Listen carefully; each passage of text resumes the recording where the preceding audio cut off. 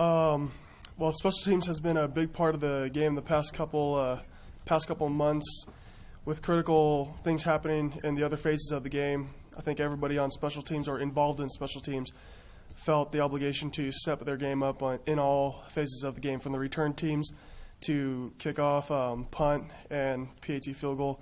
We all took it upon ourselves to get better at our individual parts, and as a team and as collective units, I feel like we've gotten a lot better, and we've started to shine and play major roles in the games the past couple months, and we look forward to playing the same significant roles with the last 3 games and going into the bowl game. So. When Coach Wells made it quite clear a few weeks ago, he's not happy with special teams top to bottom. What exactly did you guys do in practice to change that? What kind of stuff did you go through to change that? First, to get the change rolling, Coach kind of pulled everybody aside from each unit and kind of just laid down the line, hey, this is what we needed to get done. You guys aren't doing it. It's your job from an individual player standpoint to get that done, so that the whole team could benefit from it and kind of build off of each other. And I think from that, each player kind of did take it upon themselves to put in extra film time, kind of do a little soul searching. Yeah, you know what? I need to step up my team so I can help my team win football games.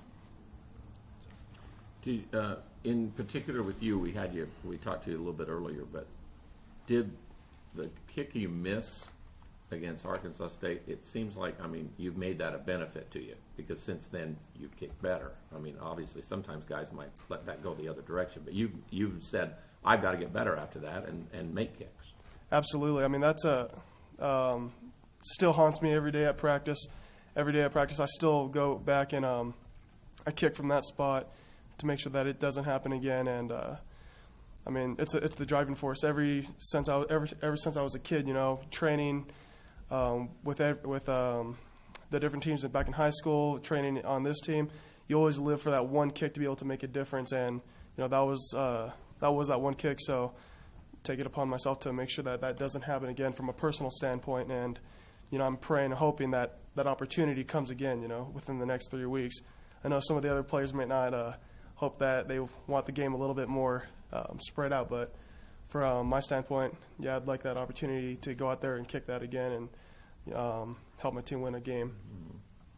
Not only are you having success, but Jaron Bentrud, another fellow senior on the teams, he's been really punting the ball. What have you seen from him the last several weeks, and even the whole season?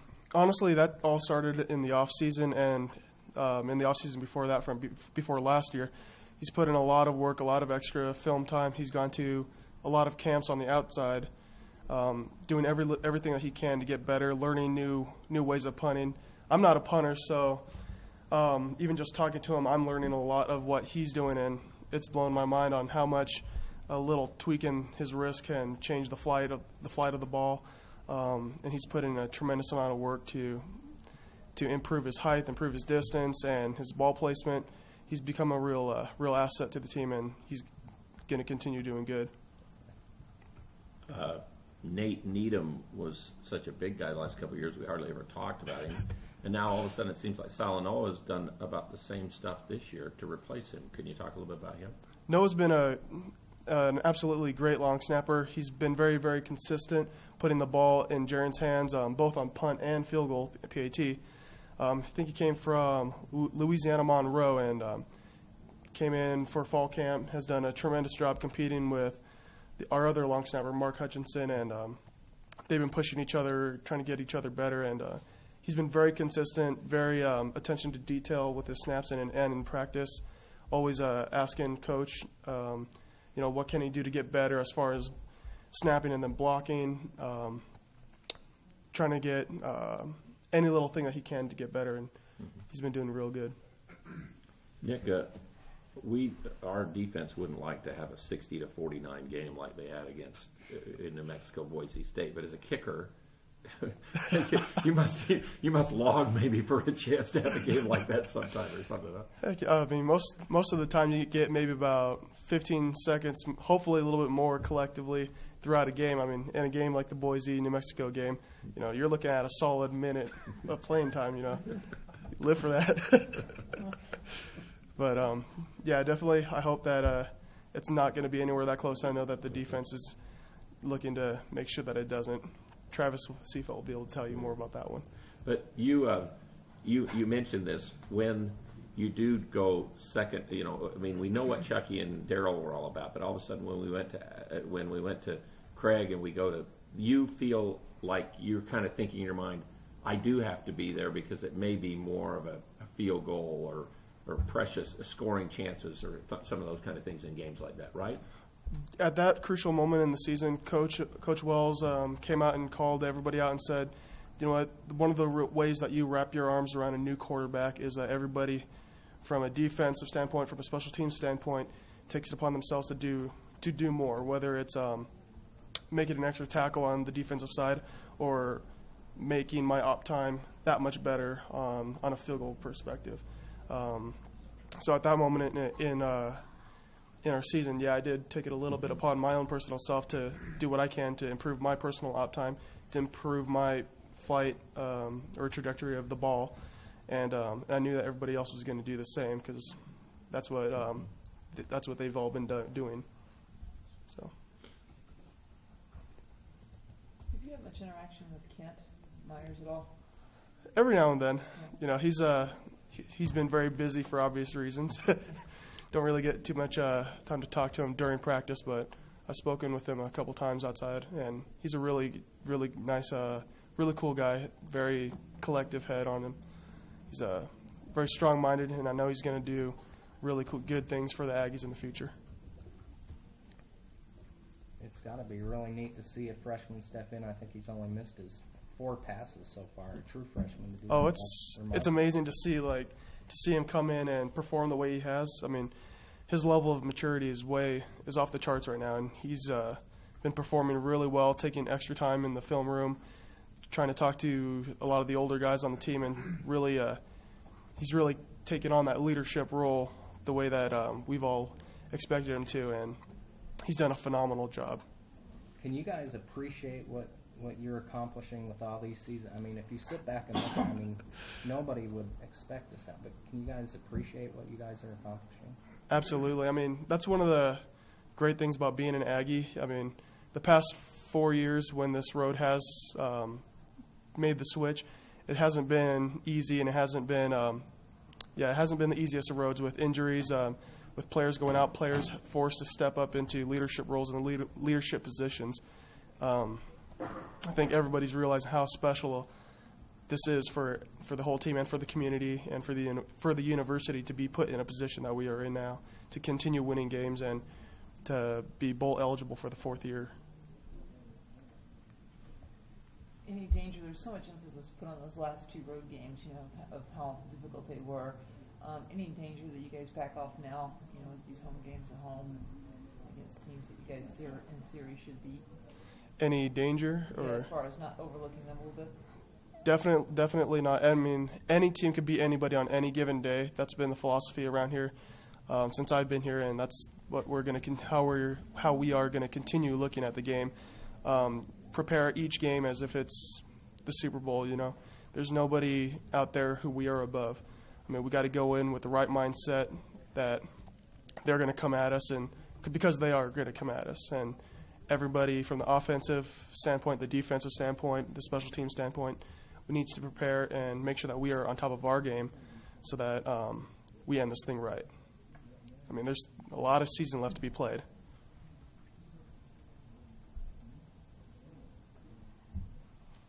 Anything else for Nick? Okay. Thanks, Nick. Awesome. Thank you. Junior nose guard Travis Seifelt had a career-high 6 tackles last weekend against Wyoming. Travis is going to recap how the defense played last weekend, and then we'll take some questions. I thought we played great. I thought the coaches put us in a good position. The game plan was really good. Playing with 4 down most of the game, 3 linebackers behind us. The back end did a great job of covering guys up, making plays on balls. Deshane Hines with a pick. Another back end guy, B.J. Larson, with a pick. Was really good. Zach Vigil swatting that down for him to make a big play. It's crucial in that drive.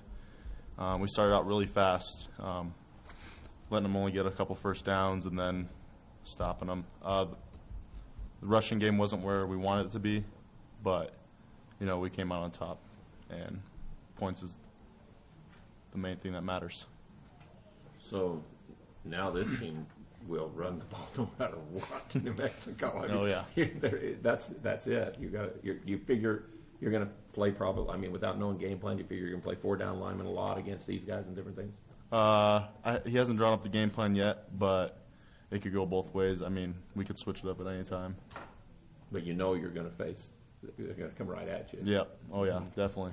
I think it's like an 80-20 team run, and it's worse than, not worse, but it's more than last year, them running the ball. Well, the game that they won, they had 5 pass yards they completed. That's incredible. Against Vegas. Yeah, that's crazy. And they haven't won at home, and they're like 3-1 on the road. New Mexico is too. Okay. So. Yeah, it's going to be a good game. We'll see where it takes us. You have to go into it now without LT, another injury, season-ending injury. How frustrating, or I know it's frustrating, but what do you do to keep going? Same thing we've been doing, with the quarterback situation, with wide receiver situation. It's just next man up. Whoever steps in the role, we know will make plays and do their job. Baldo's a great guy. I mean, he works hard, has a great head on his shoulders, so we'll see what he does. And he'd just been coming on, too. LT seemed to really be hitting his stride, and I don't know, what did you see from him throughout the season up to this point? Oh, yeah, he's glad he came here, glad he transferred. He's been a great linebacker to pretty much block linemen for. Yeah. For him to make plays, and I'm excited for him to come back next year. I know he'll come back strong. Are there any details of the 4 down or the 3 down that are different? Is it seamless to play either front? They're practically the same thing. It's just a personnel switch. So in a 3 down front, our 3 down front, a B backer like Fackrell or Torrey Green, they're like the 4th lineman. When a 4 down front, it's just another defensive lineman in there that's playing that 4 down. So your gaps or your different things don't change a whole lot? No, not really. Plays are usually the same. Everything's relatively similar. Mm-hmm.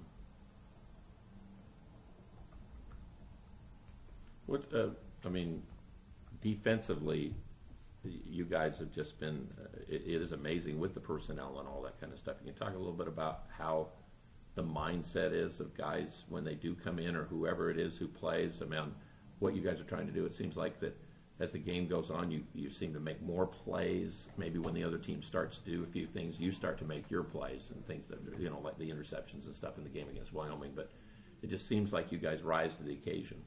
Yeah, I mean, that's been our mantra since the beginning, is make plays when necessary. You got to step up and when big times occur. And, I mean, that's what we've been doing for the last couple weeks. Is the defensive line substitution rotation thing all preset, pretty much? Like when you guys come in, which group comes in or whatever? No, that's like on the fly. Malloy's putting that together, putting guys in with different guys. I mean, we all work with each other in practice. There's not really 1s and 2s. We're all 1s. We're all starters. So I think that's how it works. Is there a set number of plays one guy will be in at a time? No. It's more like heat of the situation. He'll put the best guys in that he thinks for that situation.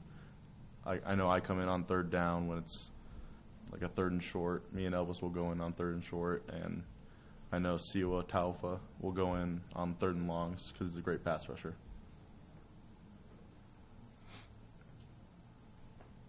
What have been your impressions of Kent Myers? Just, I don't know how much interaction you've had with him, but just as a freshman quarterback for you guys. He's been a good guy. I'm glad, he came here. Glad he's been given the situation. I think he's rise to the occasion, and he's doing a great job.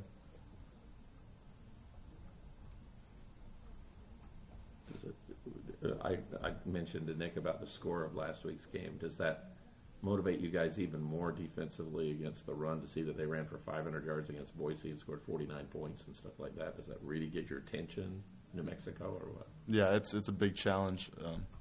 Just like last week, they ran for how many against Boise the week before, and just got to step up again and play our hearts out.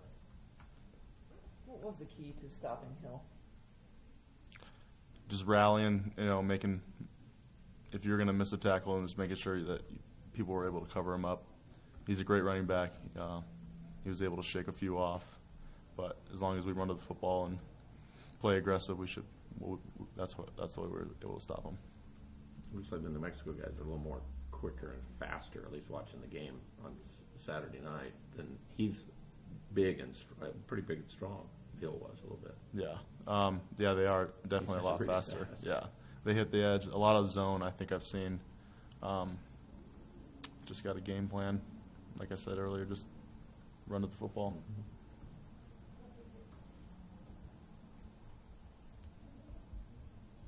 Anything else for Travis?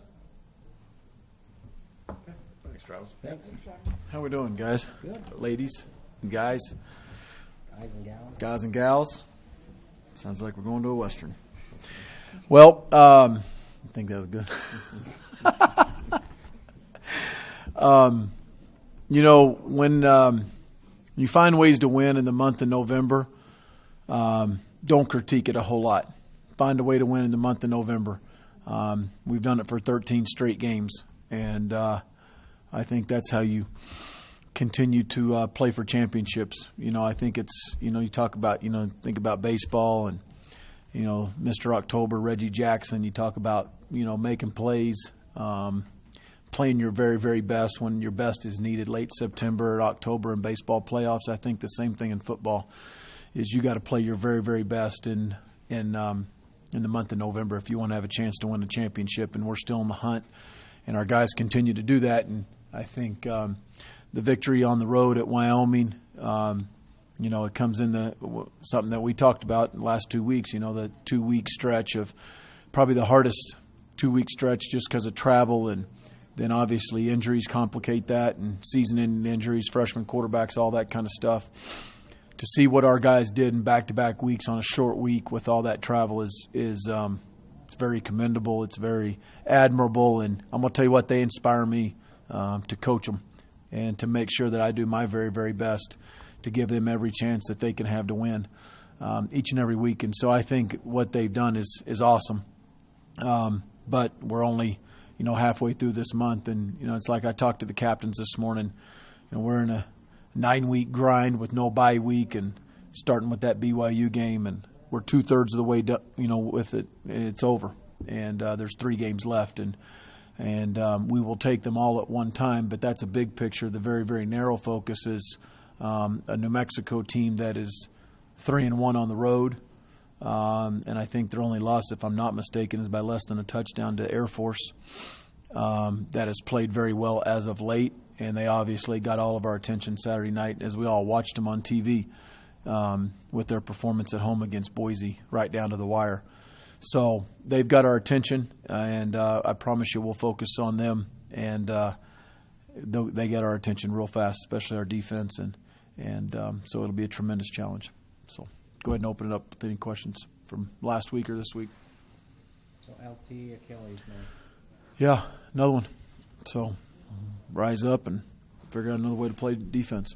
It's what we've done on offense and done it with quarterbacks. We're doing it with linebackers, and our defensive staff and our defensive players, they'll rise to the occasion. But Torrey's obviously not a season-ending. No, he's not season-ending. Absolutely not. LTs will be, though. So Baldemaro seemed to come in and make quite a few plays. Yeah, Baldo's a guy that's he's smart. Needs to be in the right place at the right time, and between him and Torrey and Nick and Zach, they'll all have to man up in that inside backer spot. So how about Nick's? Yeah, a little precautionary there late in the game, and but he's kind of day-to-day this week.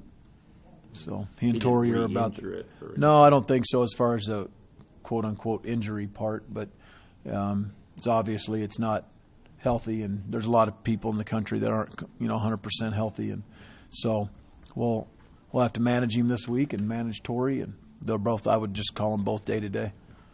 So What have you seen from Jaron? He ranks 17th in the nation in punts down inside the 20. Seems like him and Nick have really elevated their games the last. Yeah, I think Nick has done a really nice job, first of all, in the operation time, and his consistency, I think, has been very, very, very good.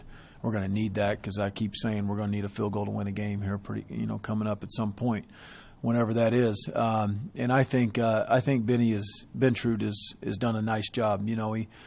I'm all over him because he rugbies one, pulls it, and the left side's not supposed to be there. We do a sky kick and it's in the middle of the field. And it's not on the right side, but he's held accountable just like every other position. But for the most part, by and large, kid's had a really good senior year, and I'm very proud of him. He's done a nice job. Did a nice job holding too. It's very consistent.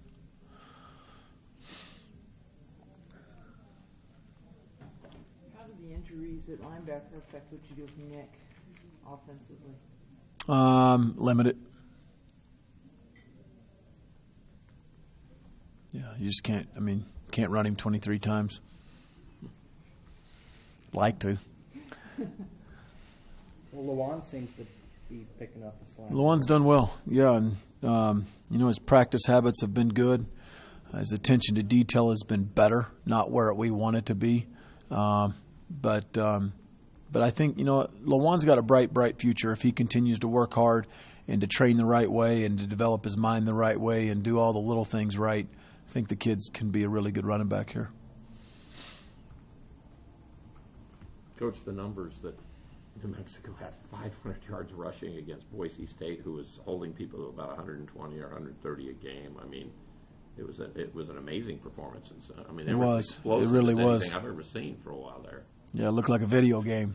It was unbelievable to see that, and I watched most of the second half, or all the second half, maybe late in the second quarter when I flipped it over, but. Just watching it, mainly from my perspective so far, last night and this morning has been more New Mexico's defense. But you see Boise, you're watching the scoreboard and you see a drive go down, you see Boise score, and then here it goes the next possession, and there's another touchdown on the board for the Lobos, and it's like they're trading serves, and it's just obviously a lot of offense, and explosive, and you look at New Mexico playing with the young quarterback, and relatively new, similar to our guy. Kid can run, again, a good high school program out of Dallas area, the DFW area. Those two backs are explosive, and I'm gonna tell you what, they're playing better on the O-line. Jason Lensmeyer's a very good friend of mine. He and I coached together down there at New Mexico. The offensive line coach and the tight end coach that played for me at Tulsa. Those two guys do a really good job. And I think that's where I see the biggest improvement from last year to this year. And then we saw them on some cross tape earlier this year, but I think their offensive line's moving people off the ball. They're not tricking people. They're moving people off the ball. And so I think that's an area that I see as an improvement for them is up front on the O-line. Isn't it? It is kind of, you guys have prided yourselves on being a pretty good road team.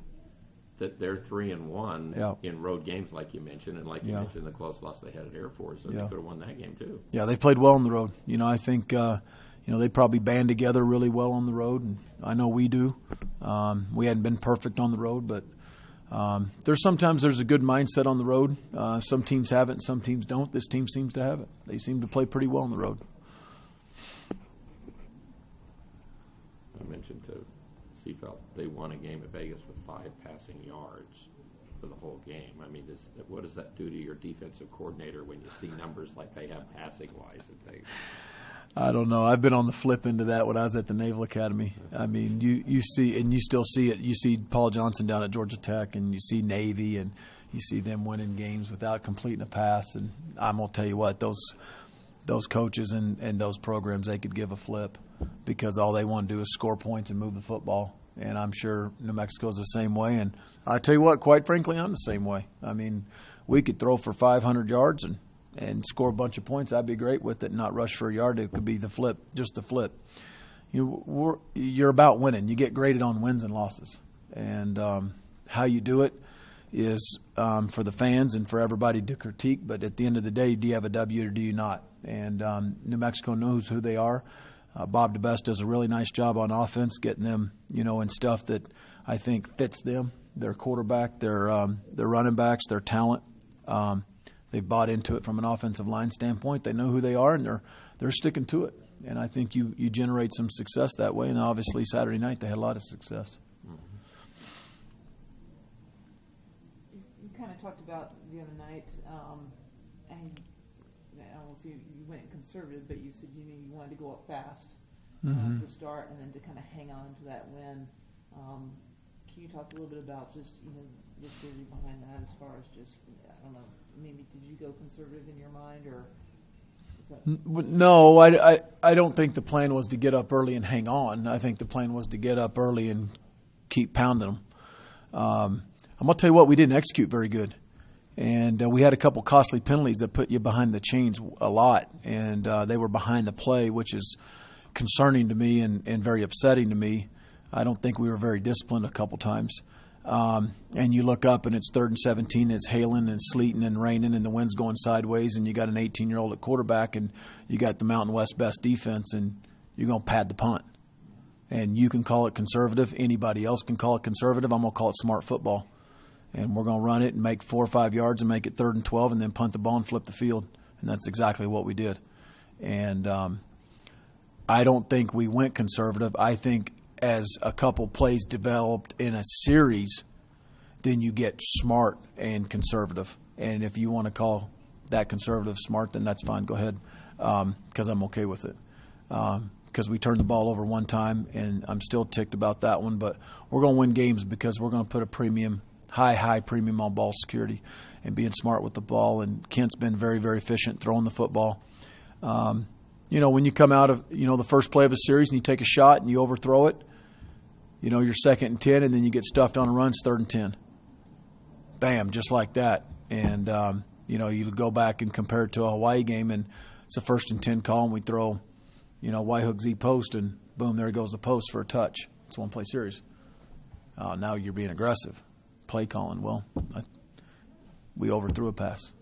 Had a kid open and overthrew it. So sometimes that puts you behind the chains, and then I think the weather, that's not an excuse. That's a factor. You had to be smart in the factor. And then the other thing I think, Leah, that probably added to that is we only played 50 snaps, and that's on us. That's still our fault. From an offensive standpoint, we got to stay on the field and convert 3rd downs, which we were pitiful again at. Defense, I thought, could have got off the field a few more times. That would have helped the offense, but it's vice versa. But we knew going into the game, because of the type of the game, and we had predicted the weather was going to be that way. It was going to be a very, very quick ball game. I mean, there was 10 or 11 possession ball game, and when that happens, you better find a few ways to score. And we moved the ball. We had the 2 possessions in the red zone, which we weren't efficient enough for our standards. In the red zone, it was 2 field goals. We were in there 3 times. I don't count the last one because we took a knee at the end of the game. But we had 2 field goals in red zone possessions instead of touchdowns. The JoJo got one on a punt return, and he had an explosive on offense, and that was our scoring. So there's times I'd like to be more aggressive, but sometimes situations don't dictate it, and some of that is our fault for maybe not being as efficient on 1st down as you want to be. Is that efficiency on 1st down where you still think the 3rd down issues are coming from? Yeah, a little bit. I also think they were some self-inflicted penalties that caused some of those long D&Ds too. You look at our 1st down on our quality control chart, and our 1st down was really good because we had 2 or 3 explosives. I mean, so that stuff can get skewed a little bit too from stat-wise. Bottom line is we gave up 3 points. It's the most since 1995, and I was at that game that we gave up 0. So they can't score. They have a hard time winning, and we got a really good defense, and we know that, and we got to find ways to score enough points on offense, and we did. That ball was tipped that they kicked, right? Yeah, I got a piece of it. I think Travis did. Seafelt. Yeah. It did get tipped. Yeah, I made it over. Yeah. Why are you guys so good in November? Man,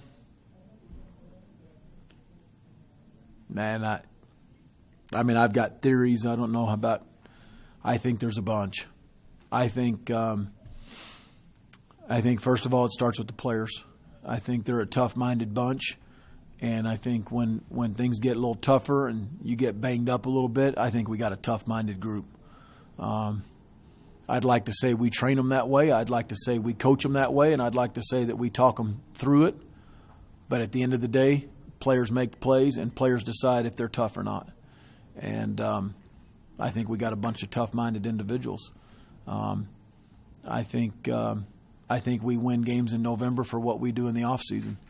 I think we win games in November for what we do in the summer. And then I think we've got a mindset that to build this program the way we want it, you have to win games down the stretch to be in a conference race. Now, unfortunately, again this year, 2 years in a row, we don't control our own destiny.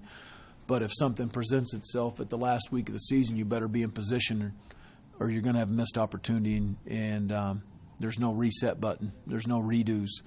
This isn't a video game. And you got to take advantage of every single opportunity. And we've been a good road team. So we've played well at home.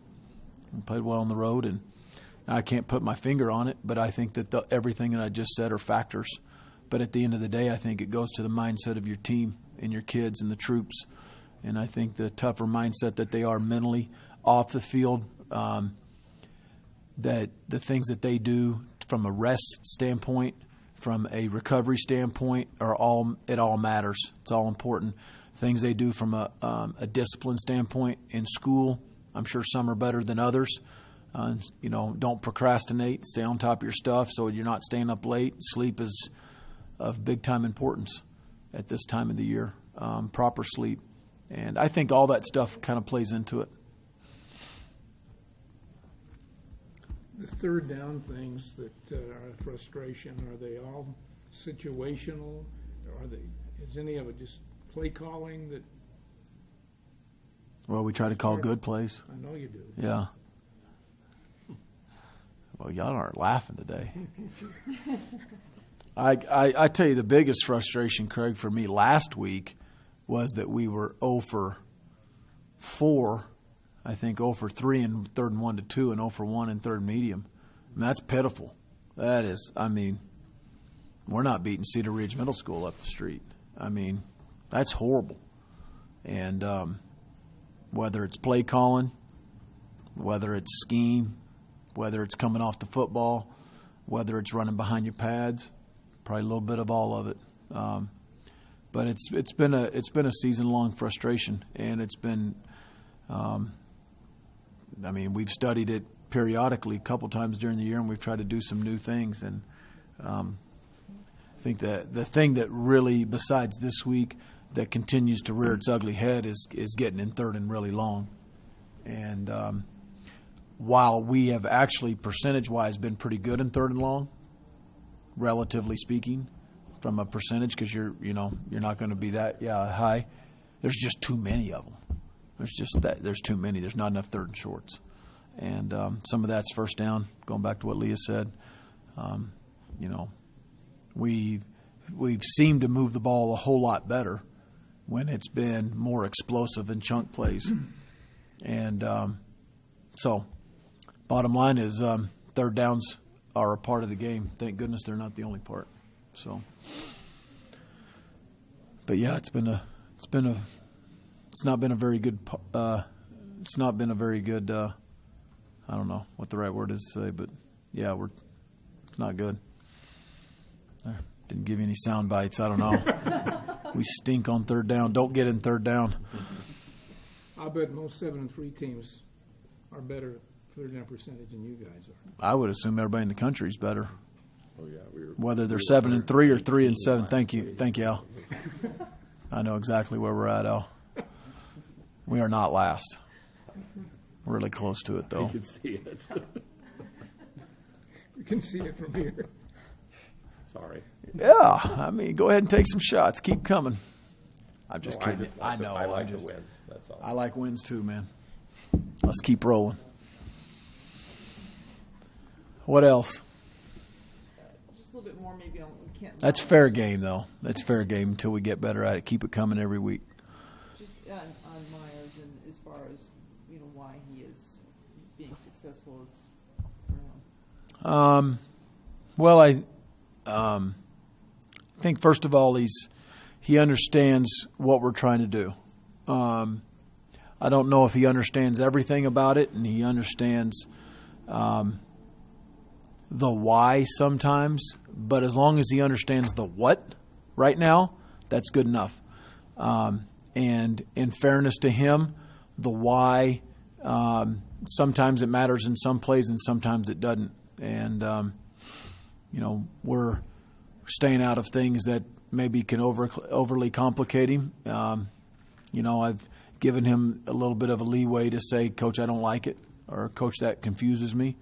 And there's no questions on my end. You know, you take out the Sharpie and you scratch it off the play sheet, or you take it off the dry erase board, you know, as the week goes on. And he, as a young quarterback, I've tried to make feel very, very comfortable in saying that, because, you know, in those shoes, it can be, you know, I don't want him to think I don't know this or I don't know that. He's very comfortable in that.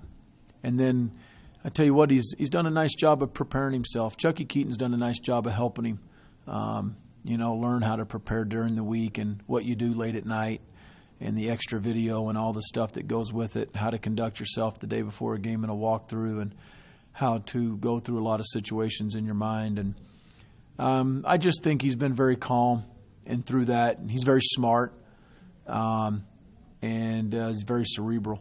So I think those things have all helped, and he's been extremely accurate. So has there been play calls that come in from the sideline that he hasn't run? Is that what you're saying, or was that a reference to preparation during the week? More prep. Yeah, more prep, more stuff during the week. Yeah. Has that ever happened, even one time in the last couple of weeks, a play call and he changes it? In the game? On his own? No way. No, he doesn't have that leeway yet. Now, he has audibled, but we have audibled for him, as we have done with the other quarterbacks. He's no different than that. He's no different than that. So, you know, there's enough Steve Craigthorpe I worked for used to say, you know, when you get young quarterbacks in the game, you can't have enough CNRs in the game. And CNR stands for call it and run it. So there's a time sometimes with the quarterback you can just take a deep breath and go, oh, okay, I don't have to do any thinking on this one. I can just call it and run it, hand it off, or throw a hitch, and, you know, things like that you take a little bit of a mental stress off his plate. And so that's something I kind of learned under Steve, that, you know, sometimes you can't have enough of those in the game plan for a kid.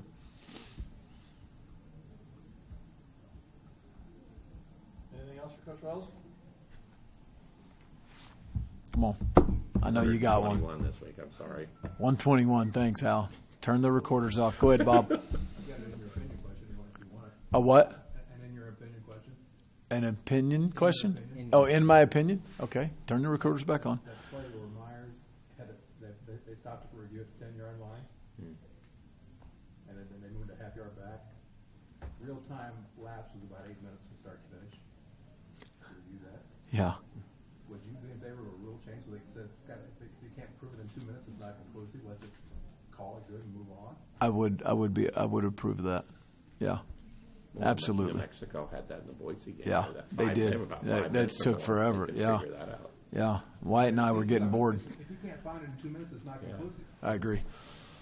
That's probably good. I think that's a good observation by you, Bob, for the record. But I would agree with that. Yeah, it took forever. I mean, we went back and forth on what our fourth down call was and what our first down call was, and I mean, goodness gracious.